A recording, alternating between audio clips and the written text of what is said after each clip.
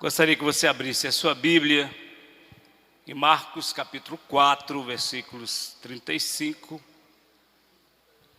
E depois vamos pular para o 6, 45. Vou ler dois textos que vão falar sobre vento e tempestade. Eu vou ler aqui na nova tradução da linguagem de hoje, esses dois textos.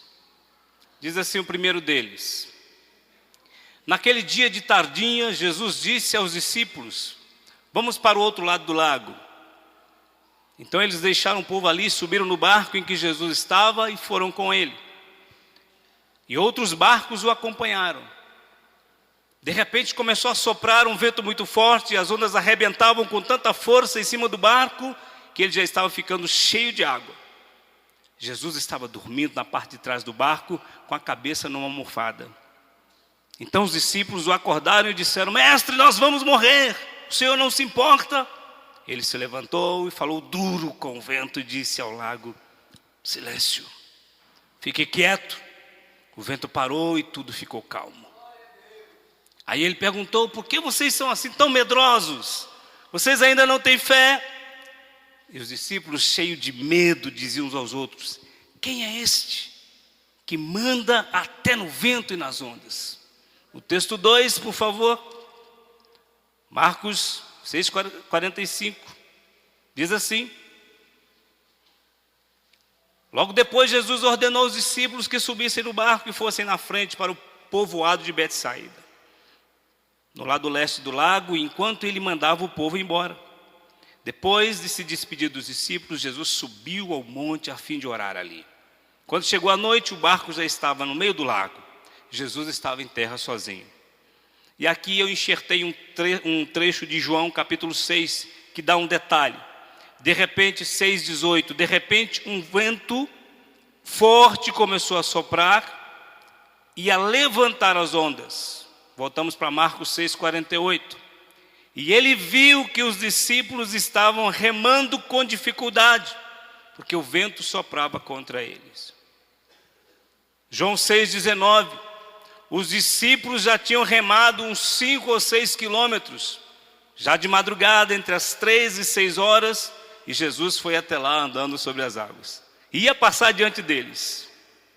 Mateus 14, 26. Quando os discípulos viram Jesus andando em cima da água, ficaram apavorados e exclamaram: é um fantasma! Gritaram de medo. Nesse instante Jesus disse: coragem, sou eu, não tenho medo. Então Pedro disse: Senhor, és tu mesmo? Manda que eu vá andar em cima das águas. Eu quero ir até onde o Senhor está. Venha, respondeu Jesus. Pedro saiu do barco e começou a andar nas águas. Porém, quando sentiu a força do vento, ficou com medo e começou a afundar. Então gritou: socorro, Senhor! Imediatamente Jesus estendeu a mão, segurou Pedro e disse: como é pequena a sua fé, por que você duvidou? Então os dois subiram no barco e o vento se acalmou. E os discípulos adoraram o Senhor, dizendo: de fato, o Senhor é o Filho de Deus. Eu quero fazer uma abordagem nesses dois textos, muito rapidamente, sobre o medo. É lógico que esses dois textos, você pode pregar muitos sermões nesses dois textos, mas eu queria me apegar ao medo que esses discípulos sentem nesses dois textos. O grande fato, a grande verdade é que todos nós temos medo. O ser humano tem medo. O medo é, de certa forma, uma proteção para a vida. Você perguntar ao seu irmão do lado: você tem medo? Talvez ele diga: não, mas o coração vai estar dizendo: sim, eu tenho medo. As crianças geralmente têm medo do escuro. Os adolescentes têm medo de serem feios e não fazerem sucesso com as meninas. Os jovens têm medo do futuro. O que vou fazer? Onde vou trabalhar? Qual a faculdade que vou frequentar? Com quem vou me casar? O que vou fazer da vida? Existem pessoas que estão à frente de mim, o que eu faço? E os adultos, de que têm medo? O pai que está empregado tem medo de perder o emprego. Como que vai sustentar a família? Como que ele vai fazer para garantir o sustento dos filhos? Os pais que têm filhos têm medo que eles se envolvam com más companhias, da educação, de orientar o filho certinho, medo de o filho se desviar no caminho. Todos nós temos medo. Medo de as coisas não acontecerem como nós queremos que aconteçam. Nós temos medo. São tantas dificuldades. Às vezes nos sentimos impotentes, fraquinhos.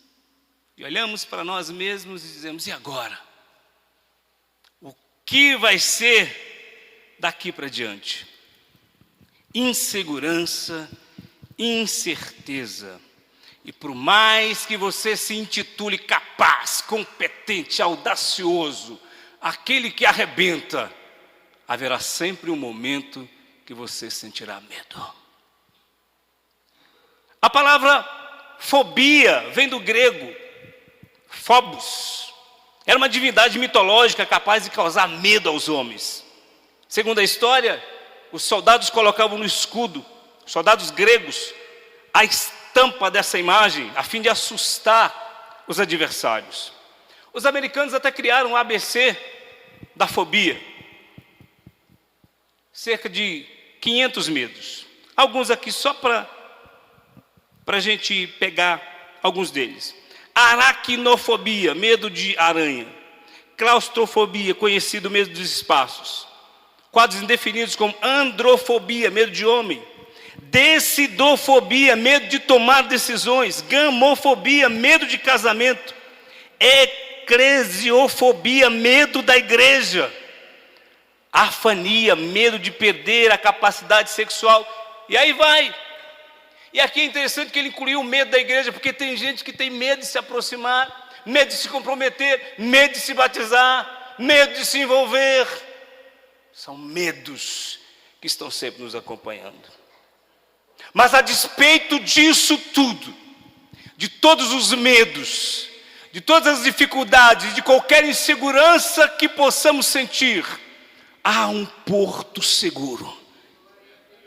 Há alguém, há um lugar em quem podemos atracar a nossa vida, em quem podemos atracar o nosso barco. Há uma segurança em Jesus Cristo.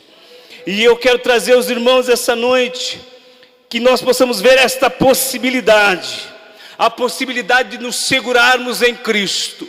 E que por mais que as ondas estejam revoltas, por mais que o barco esteja balançando ou querendo afundar, tenha certeza absoluta, o Senhor está sustentando o mastro do seu barco.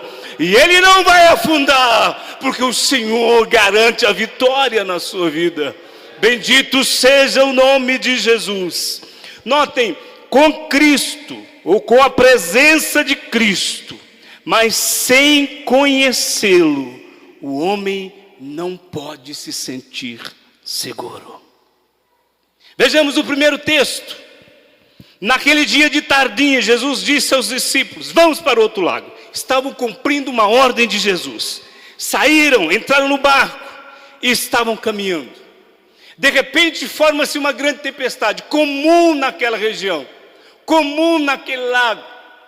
O lago de Genezaré, ou Mar da Galileia, que ficava abaixo, 209 metros abaixo do nível do mar, debaixo de uma depressão. E era ali onde se formavam os ventos. Uma extensão não muito grande, 11, 12 quilômetros de largura, 20 mais ou menos de comprimento, segundo a geografia bíblica.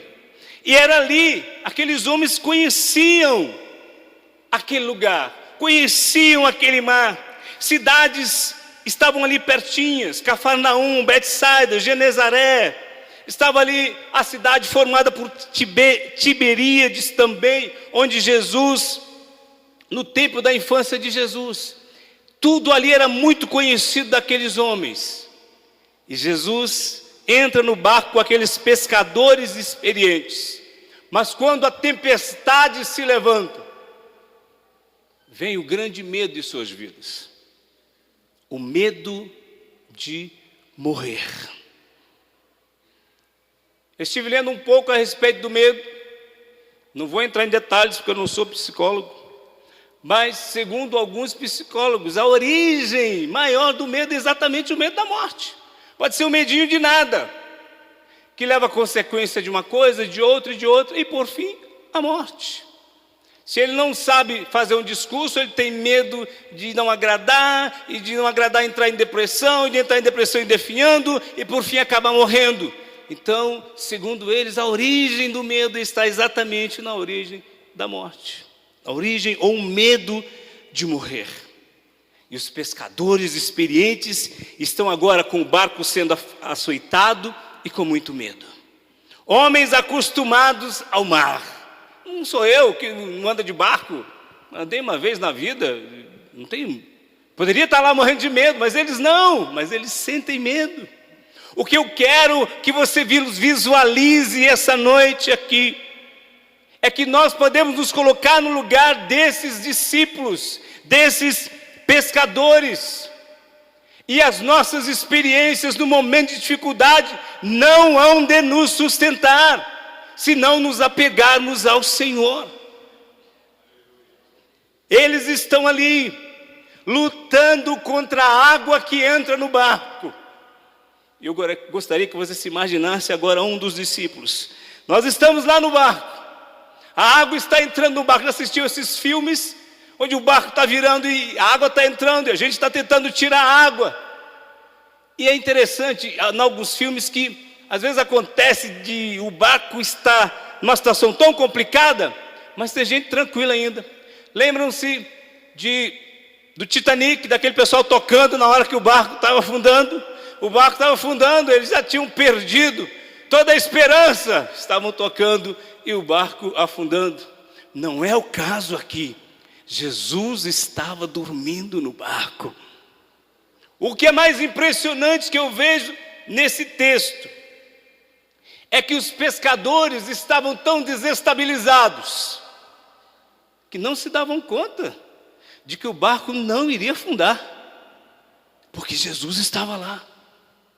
E se Jesus estava no barco, como poderia afundar? Homens experientes, homens que estavam caminhando com Jesus, com a presença de Cristo, mas sem conhecê-lo, o homem não se sente seguro. Estavam caminhando com Jesus, já tinham visto milagres, segundo a cronologia dos milagres de Jesus. Jesus já tinha feito 8 ou 10 milagres na presença daqueles homens. Eles sabiam que Jesus era poderoso. Mas qual era o problema desses homens? Talvez você também esteja a caminhar com Jesus, seja um desses discípulos. E a situação da sua vida esteja a ponto de você estar com medo de achar que não há mais esperança. Mas se você pertence a Ele, Jesus está no seu barco. E isso fará diferença na sua vida. À medida em que você crê e confia que o seu barco não vai afundar, faz grande diferença na sua vida. Mas notem alguns milagres que eles já conheciam: a água transformada em vinho, o filho do oficial de Caná, o paralítico de Betesda, a primeira pesca maravilhosa lá onde eles pegaram 153 peixes, Jesus expelindo demônios. Tudo isso, esses homens que estavam desesperados no barco já tinham presenciado. Inclusive, já tinham visto Jesus ressuscitar o filho da viúva de Naim. Mas não é assim com você, não é assim comigo.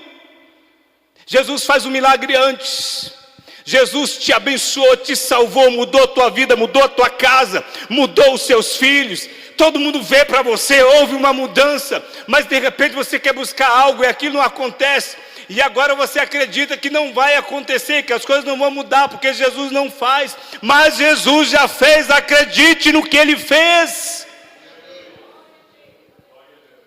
E se Ele mudou a sua vida, mudou circunstâncias por causa de você, certamente irá mudar novamente por causa de você. Mas mesmo que não mude, você precisa continuar crendo que Ele é o Deus da sua vida.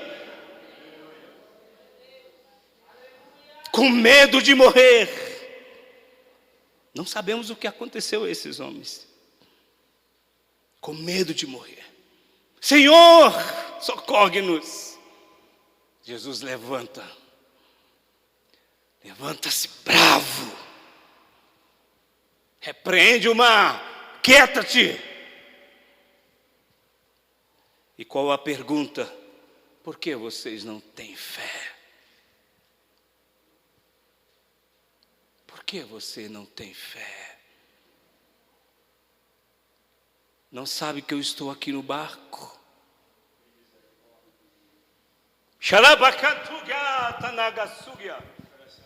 Glória a Deus. Não sabe que eu estou na sua vida. Não sabe que eu estou com você. Não sabe que eu chamei você. Não sabe que eu estou no controle da situação da tua vida. Não sabe que a prova, que a dificuldade vai te trazer experiência com o Senhor. Deus está controlando a sua vida. Acredite, acredite, acredite. Talvez você esteja sofrendo agora, com dor agora, com tristeza na alma agora, mas você ainda vai cantar o hino da vitória. Aleluia, aleluia. Bendito seja o nome do Senhor. Notem como eles não conheciam a Jesus. Quem é este? Perguntam. Quem é este? Já tinham visto milagres, já tinham visto Deus operar, mas não sabem com quem estavam andando. Você sabe com quem você está andando? Você conhece o Deus da sua vida? Para conhecê-lo você tem que ter relacionamento, você tem que ter intimidade com Ele, você tem que se interessar por Ele. À medida que você se relaciona melhor com Ele, você vai conhecendo o seu Deus. Então todas e quaisquer situações que advêm sobre a sua vida, você consegue perceber: eu sei que Deus vai me fazer passar tranquilamente por isso, porque Ele tem um propósito maior na sua vida, maior na minha vida. É este relacionamento com Deus, esse teu conhecimento, que vai fazer com que você fique tranquilo na presença de Deus. É o conhecimento de Deus que vai te dar convicção que o seu barco não vai afundar. É o conhecimento de Deus que te dá tranquilidade para você perceber que Deus está lá, quietinho, Jesus Cristo na sua vida. E se você não consegue perceber que Ele está lá, é só chamar por Ele, é só gritar por Ele, é só dizer: Senhor, socorre-me. Se a tua fé te falta, você tem que dizer: socorre-me, porque minha fé está indo embora. Eu preguei aqui outro dia e disse isso, que houve momentos em que a minha fé ficou pequena demais, e eu disse: Senhor, socorre-me. Se você passa por essa situação, grite, peça: Senhor, socorre-me, ajuda-me. Faz como aquele homem que levou o seu filho endemoniado até Jesus, e disse: Senhor, eu levei lá nos discípulos, não puderam fazer nada, o Senhor pode fazer alguma coisa? Jesus disse a ele: se tu podes crer, tudo é possível ao que crer. E o homem olha para Jesus e admite: Senhor, eu não consigo acreditar, mas ajuda-me na minha incredulidade. Se a tua fé é pequena, clame ao Senhor. Se você não consegue alcançar, clame ao Senhor. Essa minha empolgação, queridos, é porque eu sei o que Deus está fazendo comigo.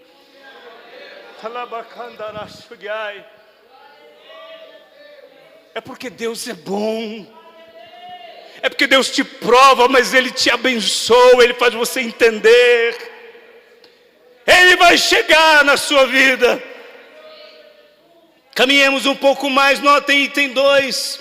Com a ausência de Cristo, O homem permanece seguro. Passo para o texto 2.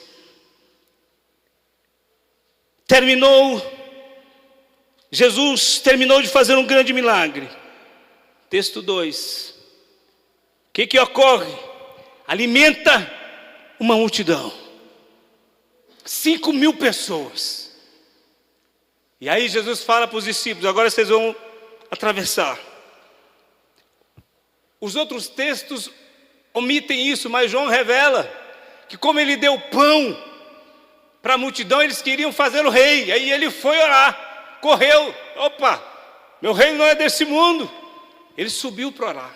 Os outros textos apenas dizem que Jesus ficou e foi para o monte orar.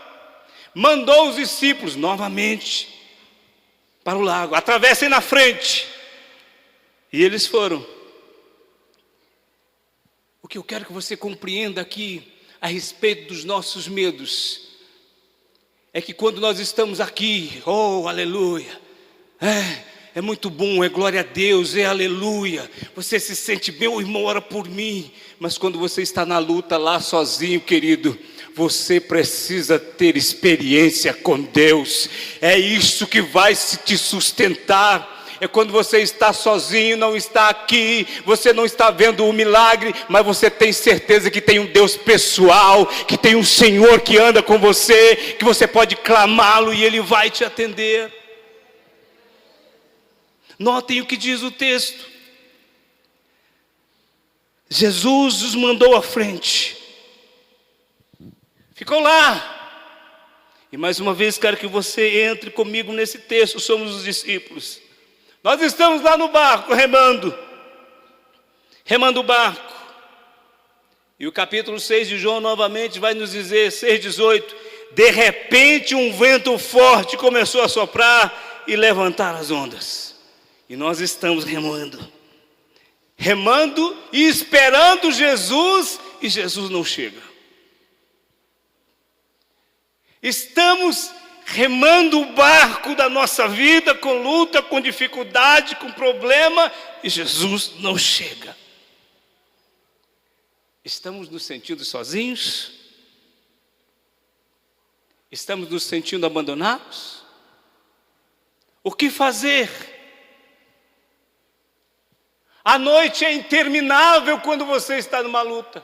Já passou a noite com uma criança doente? A noite não termina. Já passou?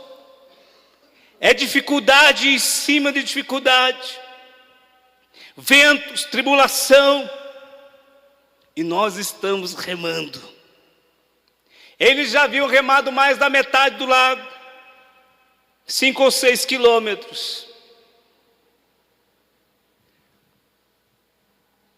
Há quanto tempo você rema se sentindo só? Há quanto tempo você tenta alcançar, chegar a determinado lugar, mas está só? Sem Jesus, não há como ter segurança. Jesus está fazendo o quê? Orando. E os discípulos estão lá, no mar, remando. Vento forte. Eles estão lá remando. E de repente, quando Jesus se aproxima, ouça, eles não conseguem reconhecê-lo.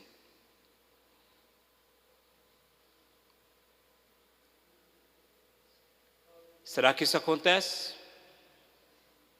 Jesus está tentando se aproximar, está tentando falar, está tentando abordar você, mas você não consegue reconhecer. Está tentando falar para você, dizer algo a você, mas você não consegue reconhecer a sua voz.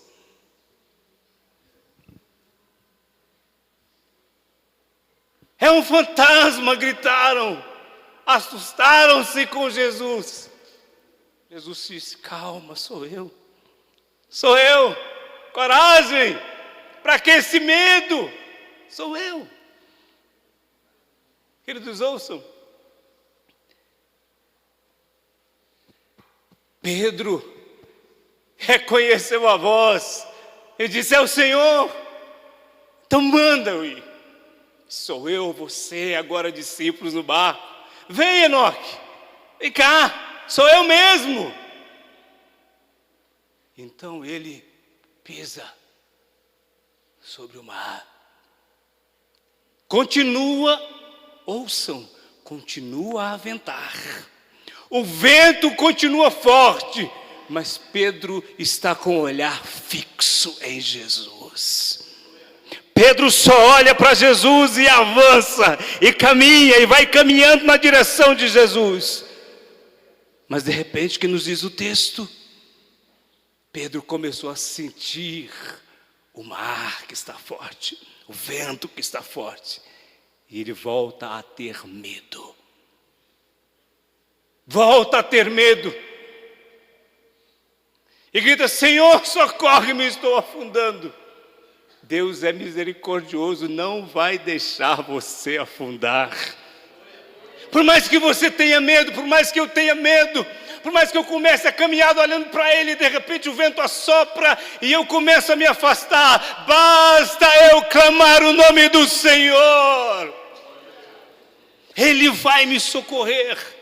Ele vai me tirar das profundezas, ainda que antes que eu me submersa. Meus irmãos, ouçam, caminhemos um pouquinho mais. Pedro está caminhando, e quando Jesus entra com ele, pega pela mão e vem para o barco, cessa todo o vento. E eles ali olham e adoram ao Senhor. Mais uma vez, eles reconhecem que o Senhor é Deus. Os outros omitem isso, ou não escreveram sobre isso, mas Marcos vai dizer que tudo isso aconteceu ainda porque o coração deles estava endurecido. Eles não tinham entendido ainda o milagre lá da multiplicação dos pães. Oh, queridos, um coração endurecido dificulta muita coisa. Mas o Espírito de Deus que move, o Espírito de Deus que fala, que toca, é capaz de convencer o homem da presença do Senhor aqui na terra. Para concluir, é que na presença de Cristo, quem o conhece é capaz de sentir paz e segurança. Sem Cristo, com Cristo, mas sem conhecê-lo, com Cristo ausente, mas com Cristo presente, sabendo quem Ele é. Depois de caminhar um pouco, Pedro vai conseguir dar respostas que ninguém poderia dar. Quando Jesus questionou o que diziam a respeito dele, uns falaram: Elias, um dos profetas.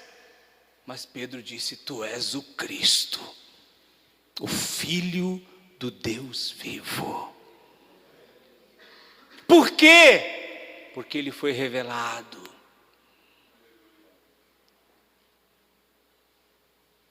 Ele conheceu a Deus. Ele conheceu o Senhor. Os seus medos começarão a se dissipar. Um episódio mais à frente, Pedro vai negar Jesus. Vai se arrepender, vai chorar. Mas depois ele vai levantar a bandeira da pregação, porque ele conhecia o Senhor. E ele vai dizer que ele era o único Deus verdadeiro. Atos 4:11. Este Jesus é pedra rejeitada por vós, os construtores, a qual se tornou pedra angular, e não há salvação em nenhum outro, porque abaixo do céu não existe outro nome dado entre os homens, pelo qual importa que sejamos salvos. Não há segurança senão em Cristo. Não há segurança, eu não estou falando em segurança, meu irmão, de dizer eu sou de Cristo, não é isso. Eu estou falando em conhecer a Cristo. Eu estou falando em andar na presença de Cristo, de superar os seus medos por causa de Cristo. Ele é que vai te fortalecer, porque não há mais condenação para você. Para aqueles que estão em Cristo, a palavra diz que não há mais condenação. Se você não estiver em Cristo, há condenação para você. Mas estando em Cristo, não há condenação, então não há por que ter medo. Não há por que temer.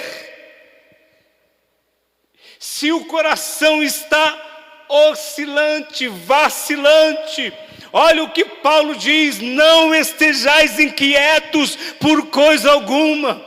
Antes as vossas petições sejam conhecidas em tudo diante de Deus, pela oração e súplica. E o que vai acontecer? E a paz de Deus, que excede, que está além de todo entendimento, guardará os vossos corações em Cristo Jesus. Quer superar os seus medos? Venha para a segurança de Cristo. Venha estar com Cristo. Venha conhecer Cristo. Venha andar no barco de Cristo. Entregue o leme da sua vida para Cristo e deixe que Ele conduza a sua vida. Deixe que Ele ande com você. Deixe que Ele guie os seus passos. Não se preocupe, eu tenho que fazer isso, tenho que fazer aquilo. Diga: Senhor, a minha vida está nas tuas mãos. Eu quero andar na tua direção. Mas para isso, você precisa reconhecer-se debilitado. Você precisa reconhecer-se necessitado. Porque você mesmo não pode garantir a sua segurança. E vou lhes dizer por quê. Qual é a sua expectativa do amanhã? E eu vou dizer: nenhuma. Porque o amanhã não pertence a você. O seu amanhã pertence a Deus. É Deus que sabe o teu amanhã.